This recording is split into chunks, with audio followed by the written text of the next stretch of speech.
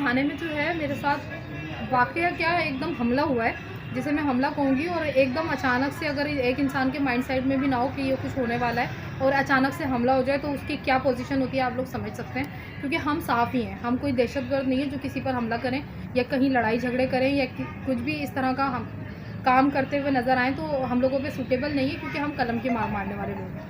तो हाँ, बेसिकली जो है मैं एक इंसिडेंट के चक्कर में वहाँ गई थी और एसएचओ साहब से मेरी बातचीत चल रही थी। तो एकदम ये खातून जो है किसी को फ़ोन पे इन्फॉर्म करती है कि आपने तो कहा था वो मीडिया वाली नहीं आएगी, लेकिन वो मीडिया वाली जो है इस वक्त यहाँ पर आई भी है और एसएचओ सर के बराबर में कुर्सी लगा के बैठी है। मेरे बारे में इन्फॉर्मेशन किसी और को देने का क्या मतलब? का सवाल ये पैदा होता है। और अगर दे रही थी तो हमारे एसएचओ साहब का काम था कि उनसे सवाल करते कि किसको बता रही हो बीबी, ये उनका काम था। और वो सवाल भी उन्होंने नहीं किया। और उसके बाद जब उस खातून ने मुझ पे हमला किया उस वक्त एसएचओ साहब मौजूद थे थाने में।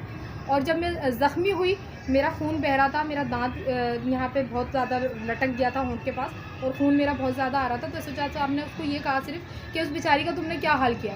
तो बात सिर्फ यहीं ख़त्म नहीं हो जाती, बात यहाँ ख़त्म होती है कि मैं एक सीनियर सहाफ़ी हूँ, मुझ पर हमले की बाकायदा तौर पे एक एफआईआर रिपोर्ट बनानी चाहिए थी।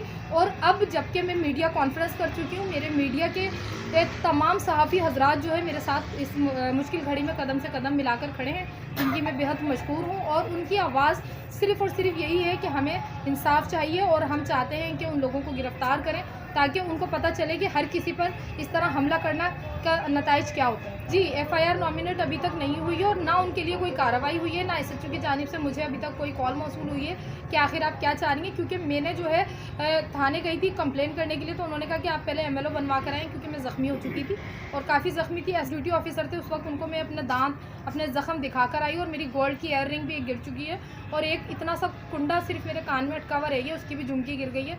तो ये मेरे बहुत नुकसान है।